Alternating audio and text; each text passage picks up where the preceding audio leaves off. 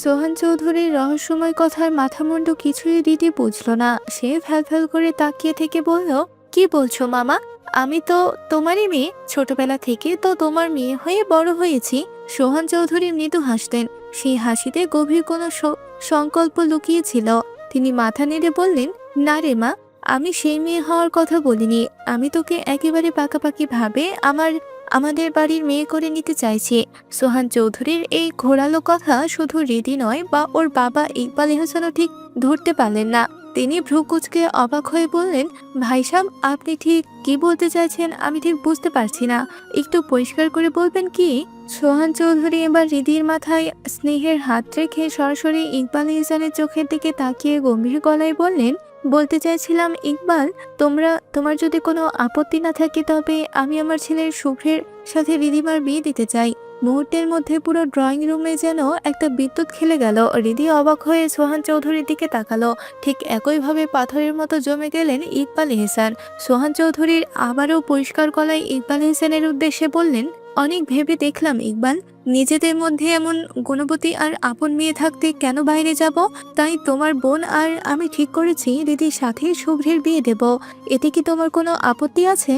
ইকবাল এহসান যেন নিজের কানকে বিশ্বাস করতে পারছেন না। খুশিতে আর বিষয়ে তিনি কি বলবেন ভেবে পাচ্ছিলেন না। ঠিক তখনই মাঝখান থেকে ইমন ফোন কেটে বলে উঠল, রাজি হবে না মানে? 100% রাজি হবে, কারণ আমার আপু তো শুভ্র ভাইকে সেই কবেই থেকে ভালোবাসে। যাকে ভালোবাসে তাকে পেতে আবার সমস্যা কি? মুহূর্তের মধ্যে ড্রয়িং রুমের সব কটা চোখ ইমনের ওপর গিয়ে স্থির হলো। হৃদি লজ্জায় আর ভয়ে যেন মাটির সাথে মিশে যাচ্ছে। তার মনে হচ্ছে কেউ যেন ওর পায়ের তলা থেকে মাটি সরিয়ে নিয়েছে। ইকবাল এহসান ইমনের কথা শুনে থতমত খেয়ে বললেন, কি বলছিস এসব? ইমন দমবার পাত্র নয়। সে আরো উৎসাহ নিয়ে বলল, আরে হ্যাঁ আব্বু, তোমার এই একমাত্র আদরের মেয়ে শুভ্র ব্রোকে আগে থেকেই ভালোবেসে এসেছে। বিশ্বাস না হলে আপুকে জিজ্ঞেস করো।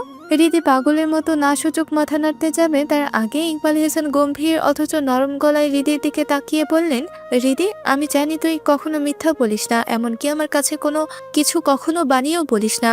ইমন যা বলেছে তা যদি সত্যি হয় তবে নির্দ্বিধায় বল মা, কোনো সমস্যা নেই। হৃদি মাথা নিচু করে ফেললো। তার হাত দুটো থরথর করে কাঁপছে, বুকের ভেতরটা যেন ড্রাম পেটাচ্ছে। ঠিক এই চরম সংকটের মুহূর্তে শুভ্রা হৃদির একদম গা ঘেঁষে কানে কানে ফিসফিস করে বলল, কিরে, সাহস করে বলেই দে, ভালোবাসার মানুষটাকে এভাবে হাতির নাগালে পেতে যাচ্ছিস? এই সুযোগটা হাতছাড়া করিস না।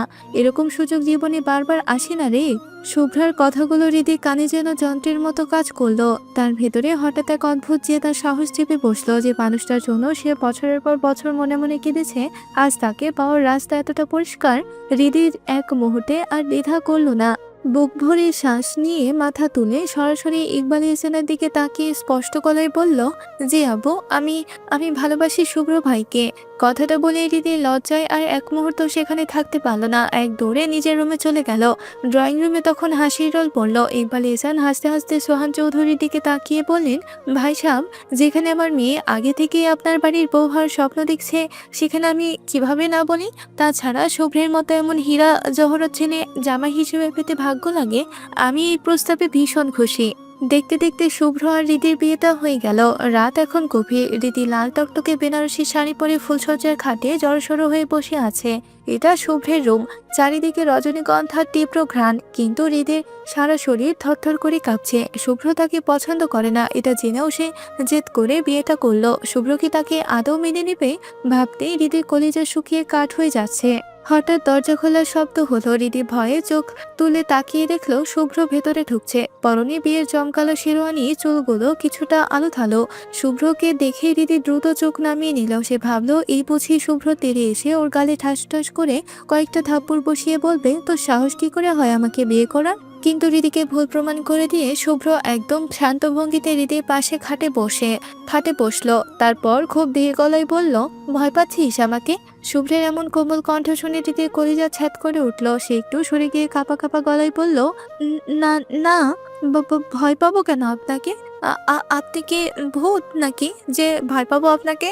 শুভ্র এবার হৃদির চোখের দিকে তাকিয়ে এক বিচিত্র হাসি হাসলো। তারপর নিচে স্বরে বলল, ও, ভয় না পেলে তো আরো ভালো, তাহলে আমি আরো খুশি মনে বাসর করতে পারবো। শুভ্রর মুখে এমন কথা শুনে হৃদি যেন আকাশ থেকে পড়ল। সে তোতলামি করে বলল, মানে কি কি কি বলছেন আপনি? বাসর করবেন মানে? শুভ্র এবার হৃদির একদম গা ঘেঁষে বসলো। ওর শরীরে তপ্ত নিঃশ্বাস হৃদির ঘাড়ে লাগছে। শুভ্র হৃদির কানের কাছে ফিসফিস করে বলল, বাসর মানে বুঝিস না? এই যে আমার রুমে লাল শাড়ি পরে বসে আছিস, এই রাতটাই তো বাসর। বাসরাত। আজকে তোকে অনেক আদর দেব, অনেক সোহাগ দেব। হৃদি এবার ভয়ে খাট থেকে পেছাতে পেছাতে একেবারে কোনায় চলে গেল। দেওয়ালের সাথে পিঠ ঠেকিয়ে দিয়ে সে কাঁপা কাঁপা গলায় বলল, শুভ্র ভাই, এইসব না করলে কি হয় না? শুভ্র এবার হৃদির দিকে তাকিয়ে আরো এগোতে এগোতে বলল, তা কিভাবে হয় জান? এই রাতটা নিয়ে আমার কত স্বপ্ন বুকে আদরে আদরে ভরিয়ে দেব। এখন তুই যখন আমার বউ, তখন তোকে আজ সারা রাত মন ভরে আদর করব। কথাটা বলে শুভ্র ঝড়ের বেগে হৃদির কাঁধ দুটো খপ করে ধরে ফেললো। হৃদির এবার প্রায় কেঁদেই দিল। শুভ্র ভাই, প্লিজ ছেড়ে দিন, আমার খুব ভয় করছে। কিন্তু শুভ্র আজ যেন কোনো কথাই শুনবে না। সেই হৃদির কথাকে পাত্তা না দিয়ে এক ঝটকায় ওকে কাঁধ ধরে শুইয়ে দিয়ে ঝাঁপিয়ে পড়লো হৃদির ওপর। হৃদি আতঙ্কে আর ভয়ে গগনবিদারী এক চিৎকার দিল, আ!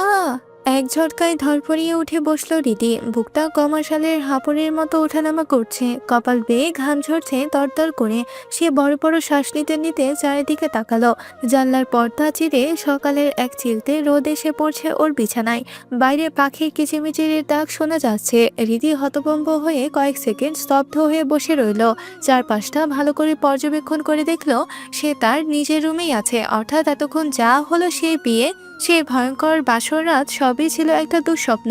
কোনো বাস্তব ভিত্তি নেই এর। ভাবতে হৃদি একটা দীর্ঘশ্বাস ফেললো। হাত দিয়ে কপালে ঘাম মুছতে মুছতে নিজের মনে বিড়বিড় করে বলল, উফ, কি ভয়ঙ্কর স্বপ্ন! এই শুভ্র ভাই তো স্বপ্নেও আমাকে শান্তিতে থাকতে দিবে না।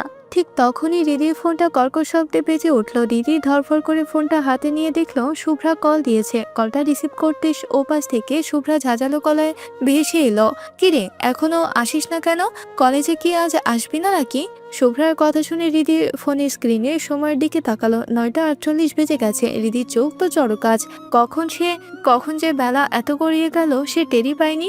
কাল রাতের তো ওই বিটকেল শব্দের চক্করে পড়ে সব ওলটপালট হয়ে গিয়েছে। সে তাড়াহুড়ো করে শুভ্রাকে বলল, আমি 10 মিনিটের মধ্যে আসছি, তুই দাঁড়া। এই বলেই ফোনটা বিছানায় ছুঁড়ে ফেলে এক দৌড়ে ওয়াশরুমে ঢুকে গেল।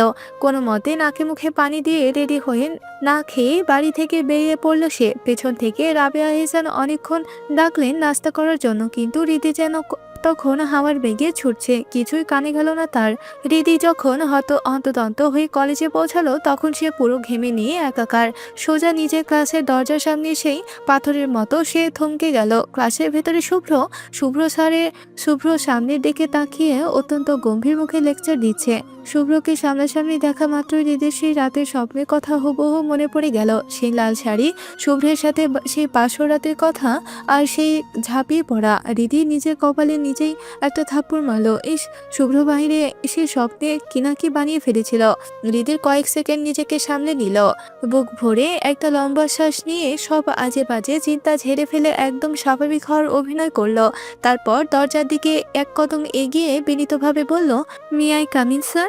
শুভ্র লেকচার থামিয়ে দিয়ে ধীর স্থির ভাবে দরজার দিকে তাকালো। শুভ্র সে তীক্ষ্ণ চাহনি হৃদির শরীরের ভেতর দিয়ে যেন তীরের মতো বেঁধে গেল। শুভ্র বাম হাতের কবজিটা উল্টে ঘড়ির দিকে এক পলক তাকালো। তার চোয়াল শক্ত হয়ে এলো। ক্লাসের পিনপত নীরবতার মাঝে তার গম্ভীর কণ্ঠস্বর প্রতিধ্বনিত হলো, কয়টা বাজে? হৃদি কোনো উত্তর দিতে পারল না, স্রেফ মাথা নিচু করে দাঁড়িয়ে রইল। সে জানে সে দেরি করে এসেছে। শুভ্র হৃদির নীরবতা দেখে এবার আরো কঠোর গলায় ধমক দিয়ে বলল, মিস তাসনিন হৃদিকা, আমি আপনাকে কোনো প্রশ্ন করেছি? কানে যায়নি আপনার? হৃদি এবার মিনমিন করে অপরাধীর মতো বলল, সরি স্যার, আজকে একটু দেরি হয়ে গেছে। শুভ্র হাতের মার্কারটা ডেস্কের সজোরে রেখে সোজা হয়ে দাঁড়ালো। একজন প্রফেশনাল লেকচারের মতো তীক্ষ্ণ আর কর্তৃত্বপূর্ণ গলায় বলল, লেকচার শুরু হওয়ার 20 মিনিট পর ক্লাসে আসাটা আপনার কাছে স্রেফ একটু দেরি? ডিসিপ্লিন সম্পর্কে আপনার ধারণাটা কি এতটাই নড়বড়ে? দরজার ওখানে কান ধরে দাঁড়িয়ে থাকুন। হৃদি অপমানে আর বিস্ময়ে হাঁ হয়ে গেল। ক্লাসে সবার সামনে আবার এমন শাস্তি! সে আমতা করে প্রতিবাদ জানাতে চাইল, স্যার বললাম তো দেরি হয়ে গেছে, মানে পরিস্থিতিটা। শুভ্র হাত তুলে তাকে থামিয়ে দিল। তার চোখে মুখে কোনো দয়া বা প্রশ্রয় নেই। অত্যন্ত রুক্ষ স্বরে সে আদেশ দিল, I am not interested in your childish excuses. আপনার ব্যক্তিগত গাফিলতি আমার ক্লাসে চলবে না। This is a reputed model college, not a kindergarten. I said hold your ears and stand there right now. Riti বুঝলো আজ শুভ্রের কোনো ছাড় দেওয়া যাবে না, আজ শুভ্র কোনো ছাড় দেবে না। স্বপ্নের সেই রোমান্টিক মানুষটা আর বাস্তবের এই জল্লাদ টিচারের মধ্যে আসমান জমিন তফাৎ। রীতি আর কথা না বাড়িয়ে সবার সামনে মাথা নিচু করে কান ধরলো। লজ্জায় আর রাগে তার গাল দুটো লাল হয়ে উঠল। ক্লাস শেষ হওয়ার সাথে সাথেই শুভ্র ডায়েরিটা বগলে চেপে কটকট করে বেরিয়ে গেল। একবারও পেছনের দিকে ফিরে তাকালো না। রীতি যেন খাঁচা থেকে বা ছাড়া পাওয়া পাখির মতো ধপ করে শুভ্রার পাশে গিয়ে বসে পড়ল। তার মুখটা রাগে লাল হয়ে আছে। ফিসফিস করে সে শুভ্রকে যাচ্ছে তাই গালি দিতে শুরু করলো। অমানুষ একটা, কি ভেবেছে ও নিজেকে? সামান্য 5-10 মিনিটের জন্য ক্লাসের সামনে সবার আগে কান ধরিয়ে সবার আগে কান ধরিয়ে রাখলো। খবিশ কোথাকার। ভালোবাসি বলে যা ইচ্ছে তাই শাস্তি দেয়। দেখিস আমিও একদিন শাস্তি দেবো, সেদিন কাঁদবি শালা আমার জন্য। এদিকে করিডোর দিয়ে হাঁটতে হাঁটতে শুভ্র ঠোঁটে এক চিলতে হাসি ফুটে উঠল। হৃদির ওই অসহায় মুখের রাগে চাহনিটা মনে পড়তেই তার কঠোরতা যেন এক নিমিষে কর্পূরের মতো উবে গেল। শুভ্র মৃদু হেসে বিড়বিড় করে বলল, পাগলি একটা। কিছুক্ষণ পর ক্লাসে প্রিন্সিপাল স্যার ঢুকলেন। পিনপত নীরবতার মাঝে তিনি ঘোষণা করলেন যে প্রতি বছরের মতো এবারও কলেজে বার্ষিক সাংস্কৃতিক ও বসন্ত উৎসব অনুষ্ঠিত হতে যাচ্ছে। সপ্তাহব্যাপী এই উৎসবের নাচ গান, নাটক আর আবৃত্তি থেকে শুরু করে নানা ধরনের প্রতিযোগিতার আয়োজন করা হবে। প্রিন্সিপাল স্যার বললেন, এই উৎসবে আমাদের কলেজের ঐতিহ্য, আমি চাই প্রত্যেকে কোনো না কোনো ইভেন্টে অংশগ্রহণ করো। কার কি প্রতিভা আছে সেটা দেখানোর এটাই সুযোগ। মনিটর সবার নাম একটা লিস্টে লিখে আজ বিকেলের মধ্যে আমার টেবিলে দিয়ে দাও। প্রিন্সিপাল স্যার চলে যেতেই ক্লাসের শোরগোল শুরু হয়ে গেল। শুভ্রা রীতির কোনোতে একটা ধাক্কা দিয়ে ফিসফিস করে বলল, কিরে দিদি, তুই তো খুব সুন্দর গান করিস, এবার কিন্তু নাম লেখাতে হবে। কে জানি হয়তো বিচারকের আসনে শুভ্র ভাই থাকতে পারে। শুভ্রর নাম শুনে রীতি আবার খেপে গেল। ও যদি বিচারক হয় তবে আমি স্টেজে উঠে গান গাইবো না, বরং ওর উপর দিয়ে স্টিম রোলার চালিয়ে দেব। শুভ্রা রীতির রাগে চেহারার দিকে তাকিয়ে মুচকি হেসে টিটপনি কেটে বলল, ইস, আমার ভাইয়ের উপর এত রাগ কেন রে? ভাইয়া তো তোকে শুধু ডিসিপ্লিন শেখাতে চেয়েছিল।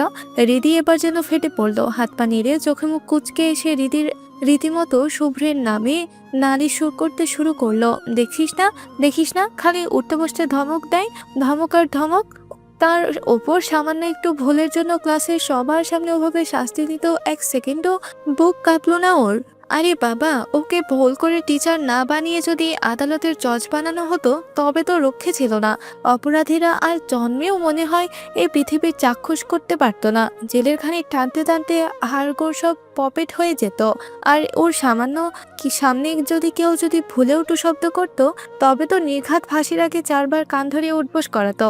রীতির এই কথা বলা স্টাইল দেখে শুভ্রা হেসে অস্থির। রীতি তখনও থামছে না, গড়গড় করতে বলল, তোর ভাই তো মানুষটা, ও হলো জ্যান্ত একখানা ডিসিপ্লিনের মেশিন। চার্জ ফুরিয়ে গেলে মনে হয় ধমক দিয়ে চার্জ বাড়িয়ে নেয়। জাস্ট ভাব, জজ সাহেবের চেয়ারে বসে ও গম্ভীর মুখে বলছে, অর্ডার অর্ডার। আসামি কেন 10 মিনিট দেরিতে কাঠগড়ায় দাঁড়িয়েছে? কাঠগড়াতেই ওকে কান ধরিয়ে দাঁড় করিয়ে রাখা হোক। উফ, কি জঘন্য চিন্তা। এই গল্পের পরবর্তী অংশ আমাদের নতুন চ্যানেলে আপলোড হয়ে গেছে। এই গল্পের পরবর্তী অংশের লিংক কমেন্ট বক্সে পিন করে দেওয়া হয়েছে। সবাই লিংকে ক্লিক করে এই গল্পের পরবর্তী অংশ দেখুন। আর সবাই আমাদের চ্যানেলটিকে সাবস্ক্রাইব করে পাশে থাকবেন। আর যারা এখনো কমেন্ট বক্সের লিংক পাননি, একটু অপেক্ষা করুন। এই ভিডিওর ওপরে গল্পগুলো ভেসে উঠবে, সেখান থেকে ক্লিক করে গল্পগুলো দেখে নিতে পারবেন। ধন্যবাদ সবাইকে।